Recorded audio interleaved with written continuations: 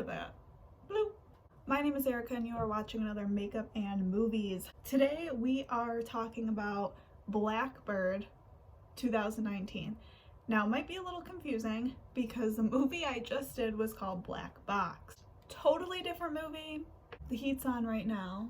When it turns off you might be able to hear Batman playing downstairs because for some reason he's like acting like it's a movie theater and playing it at maximum volume. Like, I feel like we have surround sound. We are doing Blackbird today. You notice like a lot of movies are like, but I don't even know why this one's called Blackbird at all actually. And I tried to look it up. I thought maybe like a song in the movie or something. No, I don't get it. A lot of movies have bird in it. Like I did White Bird in a Blizzard. There's this movie called Two Little Birds. I guess it's just like a thing. Like it makes you feel like bird. You know, like certain words. What are they called? They're called like zing words or something. And they just make you feel stuff. This movie is starring a lot of famous people. Susan Sarandon. Good for her. Like, amazing. So it's starring Susan Sarandon. She is like probably, I guess, considered the main character. And there is Kate Winslet, who we all know from the Titanic, and she does not look like herself at all in this movie. Like, it would have taken me like a half hour of watching this movie be like, is that Kate Winslet? Like, if I didn't know that was her, I wouldn't have known. It does not look like her. So I always tell my friends that wear glasses and they go on a date, I'm like, take your glasses off. It's not that you look bad with glasses. It's not that glasses are dorky or stupid. It's just that it hides your entire face. Like, I don't know what you look like. Then there's Mia Kowska. She's pretty famous too. She was Alice in Wonderland. Rainn Wilson, who played Dwight from The Office. What this movie is about, I guess it was based on another movie. They made a remake of this and called it a totally different name. Susan Sarandon, who plays Lily, she is the grandmother, I don't know, she is a grandma, but she's also their mom, so I don't know what we're just gonna call her the grandma. She has ALS, and ALS is a horrible and rare disease where over time your muscles weaken, eventually leaving you to use no muscles in your body, including your throat muscles, so eventually you won't even be able to swallow on your own. It is slow, but it sucks. And Lily, the mom grandma, she knows that it's about to be over for her soon. She is going to be being fed through her side protein shakes quite soon, and she doesn't want to deal with that. So her husband, their father or grandfather, is a doctor. And I don't know if any of you have ever heard of medically assisted suicide, but it is legal in some states, some countries. Speaking of state laws and states, it was quite unfunny because there was a scene where they were telling Jenifer, their one daughter, where she was conceived, and it was like beautiful. It was a beautiful story. And then they're telling their other daughter, and they're like, oh yeah, you were conceived in Buffalo, and I got bed bugs. Ha ha ha. Not funny. She wants to have her two daughters, their spouses, the one grandchild, and their best friend at the house, and they want to spend the last couple days together and then perform medically assisted suicide, which is basically when somebody has a fatal disease and they want to die, so a medical professional assists them in death, giving them something in a way that they can like painlessly die, because they know that they're just going to get worse and worse. It's more of like an ethical way to perform suicide. So that is what Susan Sarandon decided she wanted, and her husband agreed. I don't like the husband at all. He doesn't seem upset. He seems like he's like pushing her like, yes, do this. This is the best thing for you. Which It is, but like, why are you saying it like that? Like, why aren't you crying? Like, do it. Like, you're like so happy about, like, he seems so happy about it. All the kids show up and Anna is late. So I'm talking about a lot of things here today. I'm talking about ALS, medically assisted suicide, and now I'm going to talk about bipolar disorder. So Anna, the one daughter, I was really confused on the dynamic of the relationship between Jenifer and Anna. They're actually sisters, but the way that Jenifer was speaking to Anna and like the age difference based on the way they look, no offense, Kate Winslet, but you looked much older than your sister Anna, Mia Wachowski, or however you say it. I thought that they were mother and daughter at first. They're not mother and daughter. They are sister and sister.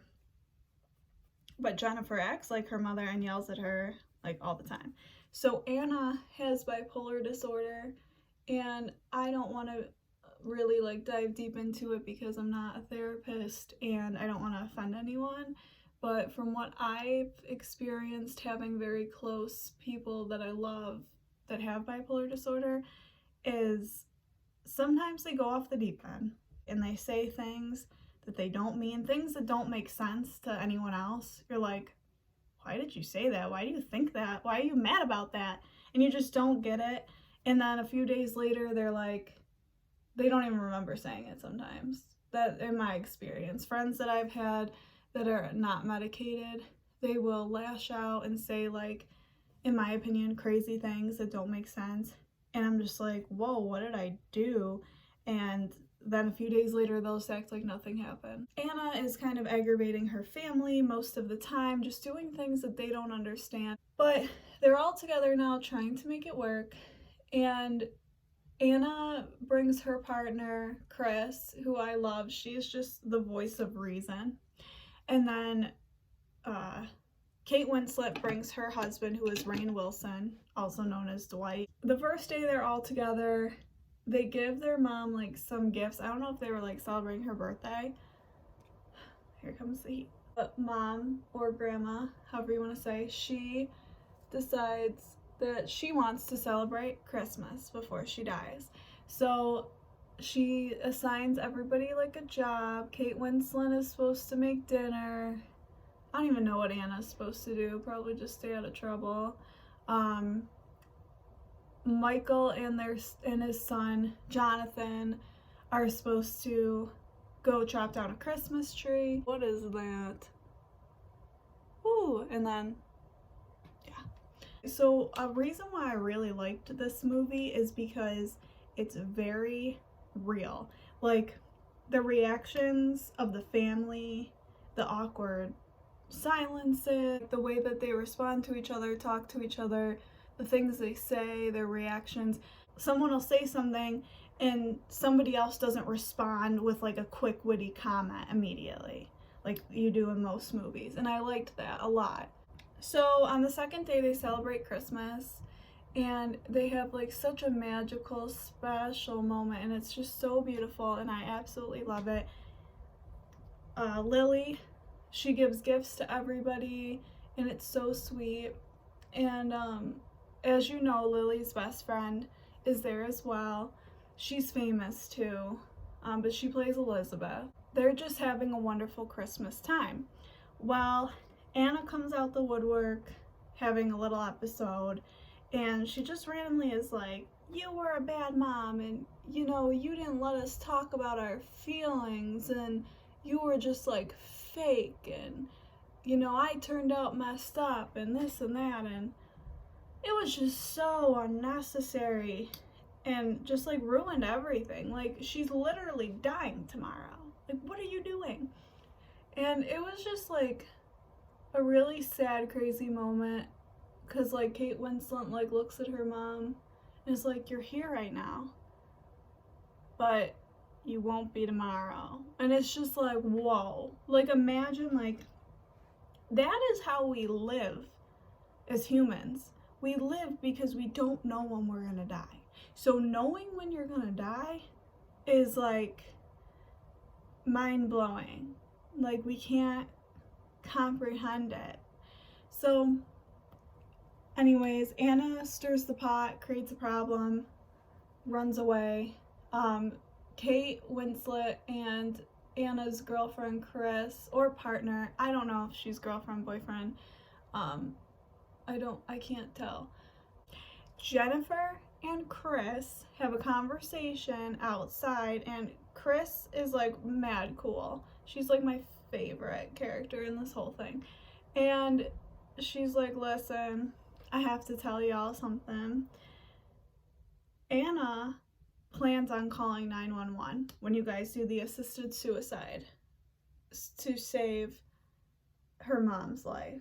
And Jenifer flips out. She's like, are you kidding me? We've planned this for months. We're not doing this, yada yada. So she freaks out on Anna, and Anna's like, fine, I get it. Like, I won't do it. The next morning, Jenifer goes downstairs and she sees her father, the guy I don't like, who doesn't seem to care about anything, and Lily's best friend Elizabeth making out in the kitchen. Like, bro, your wife's killing herself later. What are you doing? Kate flips out and she goes in the garage and looks at all the photo albums. I'm just gonna keep calling her Kate because Jenifer is just slipping my mind. But Kate is Jenifer, just so you know. So Kate goes in the garage and her husband, Rainn Wilson, Michael, he goes into the garage and is like, what the heck are you doing? And she's like, isn't it weird that Elizabeth was at every family holiday? She was on every family vacation. Like, this is just not normal. People don't grow up like this. They're having an affair. They probably have been having an affair like our whole lives.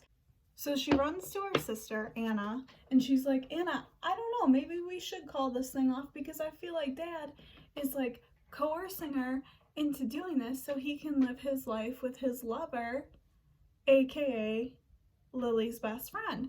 Because, like I said, he's been so nonchalant about the entire thing. He's a doctor, so, like, he knows how to do it. And I feel like any moment of weakness that Lily has, he's like, no, you're strong. You can do this. Even though I support her decision, I just don't like how he was acting. Like, he just should have been more upset, and he was not. And it was ridiculous. So, they talk about how when Anna was younger, she saw Elizabeth and her father kiss in the woods.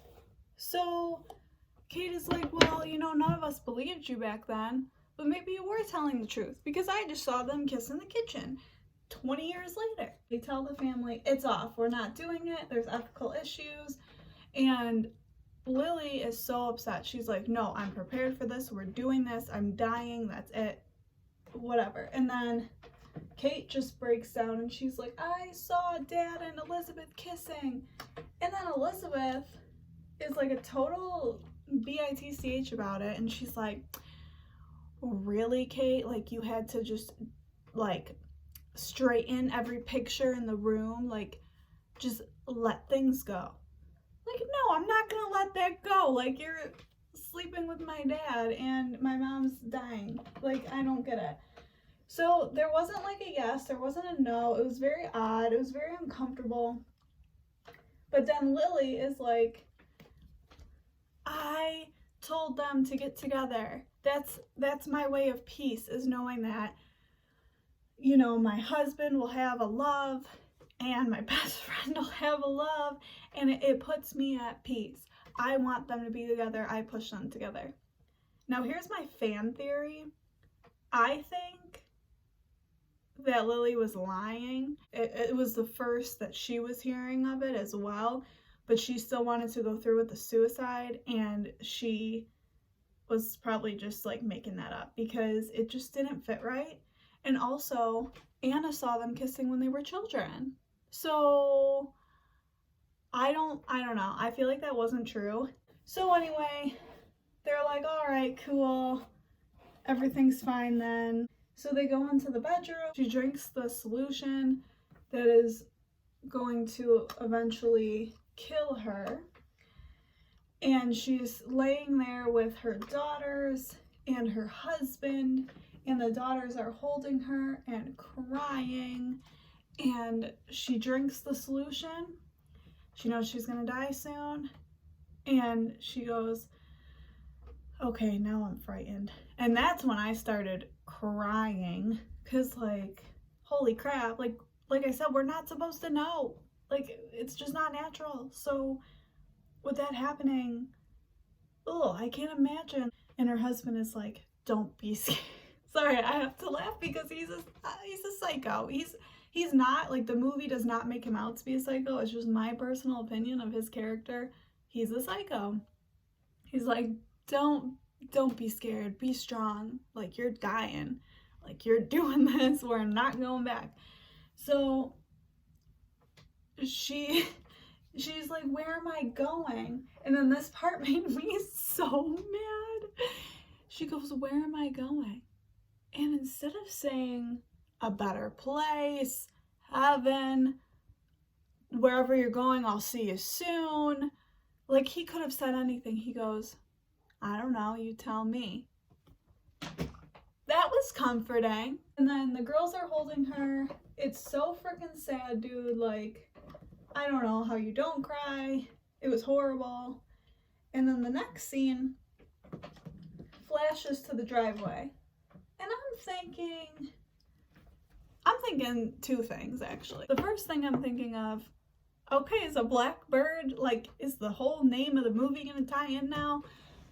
One, it didn't. My other thought was he didn't really give her a solution. He gave her, like, something totally different, and she was gonna live, and he was gonna be like, see, you didn't really want to do that. Like, I thought some plot twist was coming. But no plot twist. Everybody just goes home.